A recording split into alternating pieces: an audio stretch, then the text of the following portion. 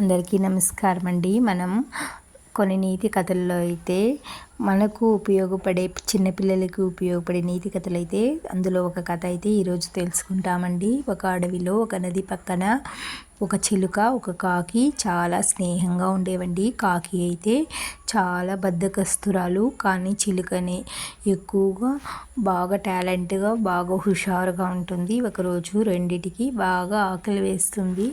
మనం ఇద్దరం ఆహారంకి వెళ్దామని అయితే మాట్లాడుకొని కాకి బయలుదేరుతుంది, చిలుక బయలుదేరుతుంది. కానీ కాకి బద్ధకస్తురాలుగా ఉంటుంది కాబట్టి ఒక జామకాయ అయితే దొరుకుతుంది దానికి. కొంచెం ఎక్కువ దూరం అయితే పోకుండా ఉంటుంది కాకి. కానీ చిలుక కష్టపడి అయితే ఎక్కువ కష్టపడి ప్రయత్నించి ఒక జామ పండునైతే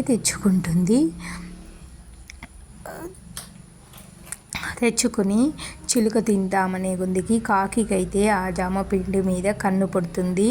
జామకాయ కంటే జామ పండు బాగుంటుంది కదా. అప్పుడు ఒక ఉపాయం ఆలోచించి కాకి చిలుక మనమిద్దరము స్నానం చేసి వచ్చి ఈ జామ పళ్ళు తింటాము అనేసి అయితే అంటుంది. మరి మనమిద్దరు స్నానానికి వెళితే మన జామ పండ్లను ఎవరు చూసుకుంటారు అని అయితే అంటుంది చిలుక.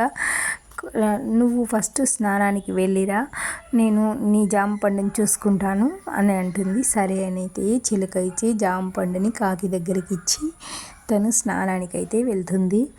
చిలుక స్నానం చేసే వచ్చే కొద్దికి కాకి జామ పండునైతే తీసుకుని వెళ్ళిపోతుంది. కాకి చేసిన మోసానికి బాధపడుతూ చిలుక ఓని ఏడుస్తూ ఆకలికి ఏడుస్తూ ఉంటుంది. అప్పుడు అక్కడ పక్కలోనే ఉన్న నదియమ్మ దేవత వచ్చి, ఎందుకు చిలుక ఏడుస్తున్నావంటే, ఈ విధంగా కాకి నన్ను మోసం చేసి జామ పండు తీసుకునింది అని అయితే చెప్తుంది. అప్పుడు ఆ దేవత ఒక కుండ నిండా జామ పళ్ళు పోసి ఇదిగో దీన్ని తెరిచి తిను, నీకు కావలసినవన్నీ ఇందులో ఉన్నాయైతే ఆ నీటిపైన వదిలేసి అదృశ్యమైపోతుంది. ఆ నీటి కుండ వచ్చి చిలుక దగ్గరికి అయితే చేరుతుంది. చిలుక మూత తీసి చూసేదికి కుండ నిండా జామ పళ్ళు అయితే ఉంటాయి. తను హ్యాపీగా అయితే తింటూ ఉంటుంది. అదే దారిలో తిరిగి వెళ్తున్న కాకి అయితే జామ పళ్ళు తింటున్న చిలుకను చూసేసి ఓర్వలేక మోసబుద్ధితో మళ్ళీ వచ్చి, నీకు ఎక్కడివి ఇన్ని జామ పళ్ళు అయితే అని అయితే అడుగుతుంది. అప్పుడు కాకి చిలుక అయితే ఏం చెప్తుంది, ఈ మారి నదియమ్మ తల్లి నాకు జామ పళ్ళు దండిగా ఇచ్చింది అటనైతే చెప్తుంది.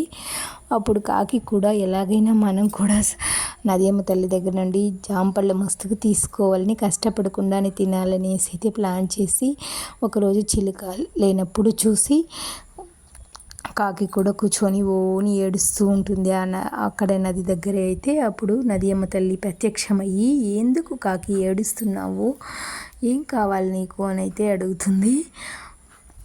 అప్పుడైతే నదియమ్మ తల్లి వచ్చి,